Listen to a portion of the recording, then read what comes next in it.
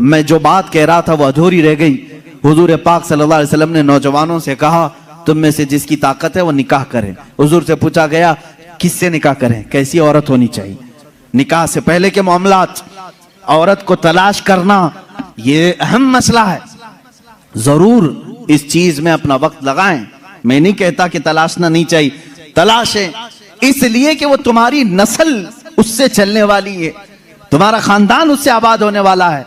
तो खाली तुम गोरा चट्टा रंग देखने के पीछे न पड़ो, बल्कि पूरे एक घर को चलाने वाली, बल्कि तुम्हारे बच्चों की पहली यूनिवर्सिटी है, पहली दरसगाह है। तुम उस दरसगाह को लाने जा रहे हो तो क्या क्या उसके अंदर क्वालिटी होनी चाहिए वो देखो। लोग खाली फोटो देखकर ये रंग काली है गोरी है, काली है गोरी, इसी पर लगे हो। हुजूर पाक सल्लल्लाहु ताला अलैहि वसल्लम ने फरमाया दुनिया में जो भी निकाह करता है उसके 4 मकसद में से एक होता है, या तो औरत का हुस्न जमाल देख के निकाह करता है, या औरत के पैसे देख करके करता है, बहुत मालदार है, बड़े बाप की बेटी है, सुनो ऐसे दामाद हो। हुजूर सल्लल्लाहु अलैहि वसल्लम ने फरमाया या तीसरा मकसद ये होता है कि बड़े खानदान वाली है, यानी हसब और नसब आला है, हम तो शेख थे वो पठान है, या फिर और किसी बड़े खानदान की है। पहला खूबसूरती, दूसरा पैसा, तीसरा खानदान। हुजूर ने फरमाया चौथा एक मकसद है वो अच्छा है। हुजूर फरमाते हैं या तो फिर उसके अखलाक व किरदार देखकर निकाह करता है, ये 4 में से कोई एक। और रसूल करीम सल्लल्लाहु अलैहि वसल्लम ने हर एक का रिजल्ट भी बताया। जिसने सिर्फ हुस्न और जमाल देखा और कुछ भी नहीं देखा, खूबसूरती देखी, मेरे आका फरमाते अन करीब अल्लाह उसे फितने में मुब्तला करेगा।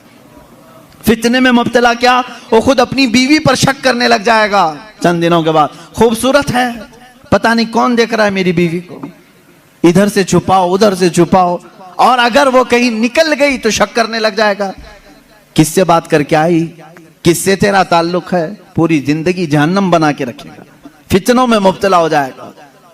मैं ये नहीं कह रहा कि खूबसूरत लड़की से शादी नहीं करना चाहिए, करो, लेकिन उसके साथ जो देखने का हुक्म है वो भी देखो। खूबसूरत औरतें, खूबसूरत लड़कियां तुम्हारे लिए नुकसानदेह नहीं, अच्छी हैं, लेकिन उसके साथ जो देखने का हुक्म है वो देखना जरूरी। मेरे आका सल्लल्लाहु अलैहि वसल्लम ने दूसरे नंबर पर फरमाया जिसने सिर्फ माल देख करके निकाह किया, बहुत पैसे वाला घर है, निकाह करो इससे, क्योंकि निकाह के साथ गाड़ी घोड़ा सब आएगा। हुजूर पाक सल्लल्लाहु अलैहि वसल्लम फरमाते हैं अनकरीब अल्लाह उसे फकीर बना देगा, उसे मोहताज बना देगा। ऐसे दामादों को देखा है हमने, हर एक से कर्जे लेते रहते हैं। हाँ, ससुर से तो मिला ही था लेकिन बरकत कुछ नहीं हुई, फिर इससे 4 इससे 4 उससे 4 कर्जे में ही डूबा है, और ये कर्ज की लानत उसकी खत्म नहीं होती। ढूंढ के देखो ऐसे बहुत दामाद मिलेंगे, या तो फिर वो घर जमाई बनेंगे।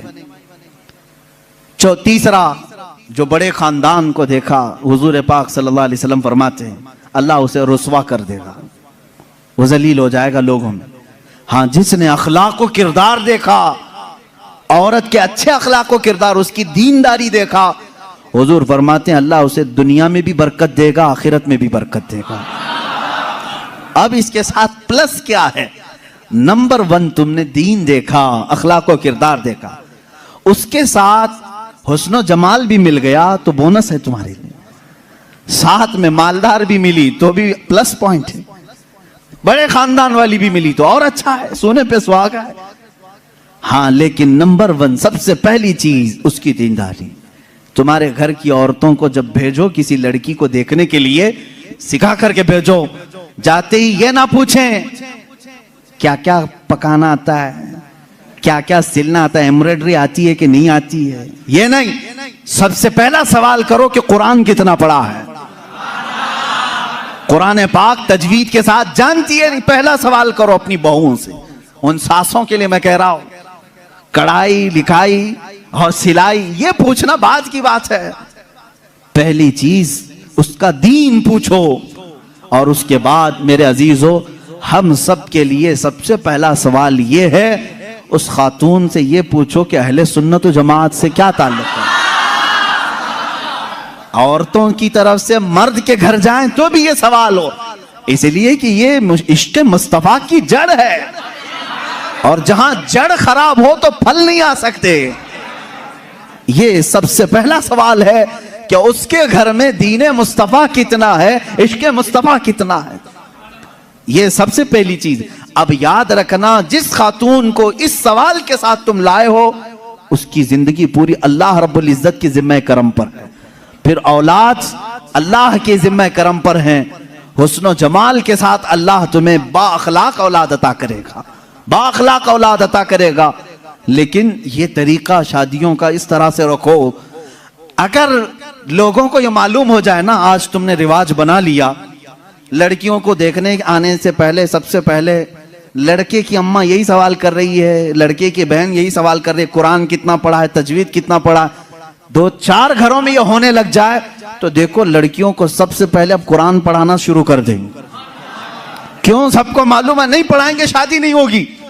आज ये एम्ब्रॉयडरी क्यों करा रही हैं? इसलिए कि सवाल तुम पहले यही कर रहे हो, सिलाई आती है कि नहीं। सब लड़कियां सिलाई क्लास में क्यों जा रही? देखने वाले आकर के यही पूछ रहे हैं सिलाई कितनी आती, पकाई कितनी आती। इंडोनेशिया का माहौल मैंने देखा, इंडोनेशिया के हमारे बहुत सारे दोस्त हैं, सबसे ज्यादा मेरे ख्याल से हज पे आने वाले इंडोनेशिया लोग, इंडोनेशिया के लोग। क्यों जानते हैं? वहां जो भी लड़की देखने के लिए जाते हैं या लड़के को लड़की वाले देखने आते हैं, पहला सवाल करते हैं हज किया है कि नहीं। हज किया है तो बाप अपनी बेटी देता है, हाजी को दे रहा हूं।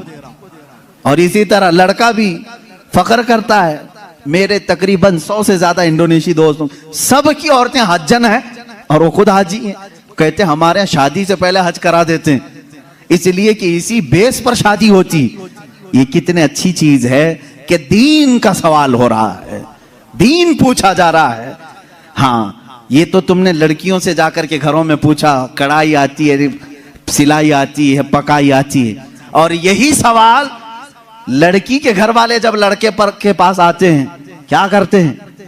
कौन सी ऑफिस में काम कर रहा है, परमानेंट जॉब है कि प्राइवेट जॉब है, कैसी जॉब है, ये सब सवालात तो है ही। लेकिन धीमे धीमे प्रॉपर्टी भी पूछते, कहां कहां है, कितनी जायदाद है। खुद डायरेक्ट ना पूछें तो किसी से पूछवा लें, बाप की कितनी जायदाद है। ये सवालात हैं। इन बेसिस पर, इन बुनियादों पर जब शादियां होंगी तो खुरापात नहीं तो और क्या होगा।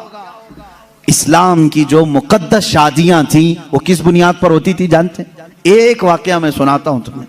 शाह किरमान बड़े बुजुर्ग हैं, बड़े साहब कश बुजुर्ग किरमान के, उनके मुतालिक ये रिवायत है। वो मालदार भी थे, अपने वतन के सरदार भी थे।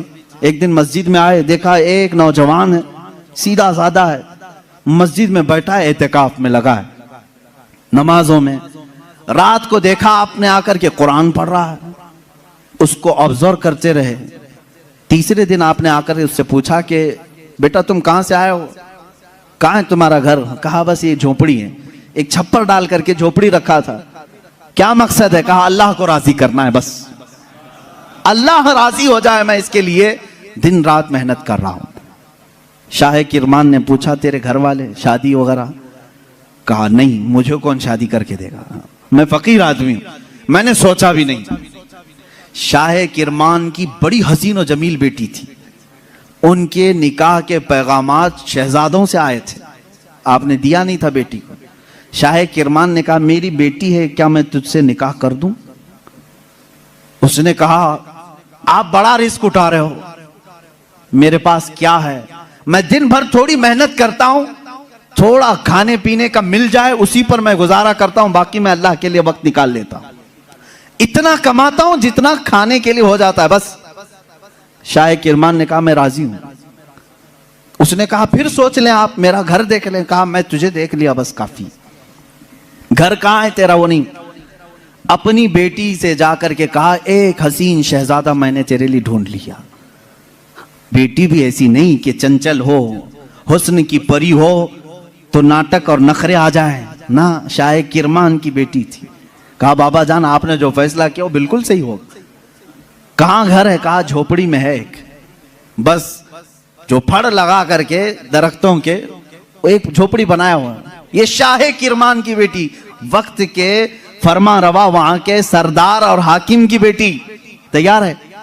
आपने जरूर उस नौजवान में कोई तकवा देखा होगा। कहा मगरिब में आए, मस्जिद में निकाह हो गया, मस्जिद में निकाह हो गया और दूल्हे से कहा आजा अपने घर, हमारे घर खाना खा ले और अपनी दुल्हन को लेकर अपने घर चला। निहायत सादगी से शादी हुई। दूल्हे की तरफ से कोई नहीं, मस्जिद के जो नमाजी थे वही आए, दुल्हन के घर पहुंचे। शाह किरमान की बेटी के यहां दावत हुई। रात को दुल्हन को लेकर ये आए झोपड़ी में।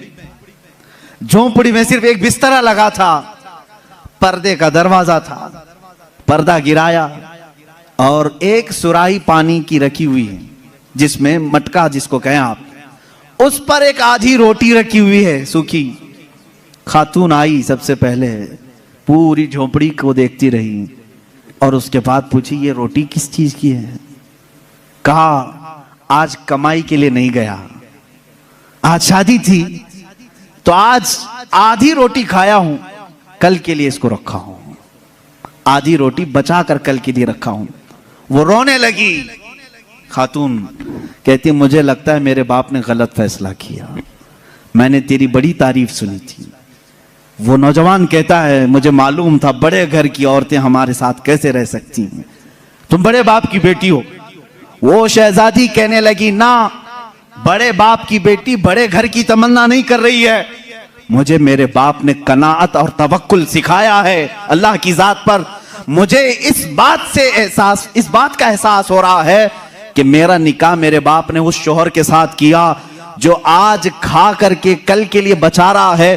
क्या तेरा इतना यकीन नहीं जो आज आधी रोटी दे सकता है वो कल भी तेरा रिस्क देगा? तवक्कुल तेरा क्यों नहीं अल्लाह की जात पर कि आज जो तुझे खिलाया वो कल भी खिलाएगा? तूने बचा करके इस तरह रखा तो मुझे एहसास हुआ। मेरे अजीजों, ये है वो इस्लामी शादियां, नौजवान इतना परहेजगार कि आई हुई खातून उससे बड़ी परहेजगार, उससे बड़ी मुतवक्किला, अल्लाह की जात पर यकीन रखने वाली। यहां सारी चीजें मैंने इसलिए सुनाए नौजवानों, जिंदगी सिर्फ हंसी खुशी खेल कूद पिकनिक सैर सपाटे के नाम नहीं, एक दूसरे की जिंदगियों में उतर जाने का नाम है, एक बहुत ही एतमाद के रिश्ते का नाम है। दोनों के दरमियान इतना एतमाद हो, इतना भरोसा हो। अब शोहर और बीवी का भरोसा, एक और भी बात मैं बताऊं, बीवियां भी सुन रही होंगी, औरतें भी। जो औरत अपने मर्द से मोहब्बत करती है और जो मर्द अपनी औरत से मोहब्बत करता, सिर्फ मोहब्बत करने वालों के लिए पैगाम है, क्या तुम ये चाहते हो कि तुम्हारी बीवी हमेशा तुम्हारे साथ रहे? यहां हो सकता है आप डर करके बोले या खुशी से बोले, कुछ भी बोलो आप, लेकिन जो मोहब्बत करने वाला वो कहेगा हाँ मुझे तो रहना है। बाकी जिसके लिए आफत है वो तो कुछ भी बोलेगा। औरतें जो मोहब्बत करने वाली, मैं ये कहूंगा, क्या तुम चाहती हो कि तुम्हारा शोहर भी हमेशा तुमसे मोहब्बत करे और तुम हमेशा उसके साथ रहना चाहती हो? तो मेरे अजीजों, बुजुर्गों ने लिखा है, वो कितने बेवकूफ हैं वो लोग जो आपस में एक दूसरे से मोहब्बत करते हैं। दुनिया में हर औरत चाहती है कि मेरा शोहर छोड़ के कहीं ना जाए। मर्द ये चाहता है कि मेरी औरत मेरे अलावा किसी और को न देखे। उन दोनों के लिए ये चाहिए कि कल क़यामत के दिन जब फैसला हो जाए, जब फैसला हो जाए, मेरे आका सल्लल्लाहु अलैहि वसल्लम ने फरमाया, अगर दोनों की नेकियां आ गई, पास हो गए, तो जन्नत में भी अल्लाह ताला उन्हें साथ रखेगा। और अगर उसमें से एक बेनमाजी था तो मर्द दोजख में जा रहा होगा, औरत जन्नत में जा रही होगी। औरत बेनमाजी थी, मर्द नमाजी था, मर्द जन्नत में जा रहा होगा, औरत दोजख में जा रही होगी। मैं ये समझता हूं मोहब्बत करने का एक तकाजा ये होनी चाहिए कि जब दुनिया में हम एक दूसरे को छोड़कर रहना पसंद नहीं करते तो एक दूसरे को नेकियों की इतनी तलकीन करो कि कल क़यामत के दिन भी नाम पुकारा जाए तो हमारा दोनों का नाम जन्नत में जाने वालों में हो।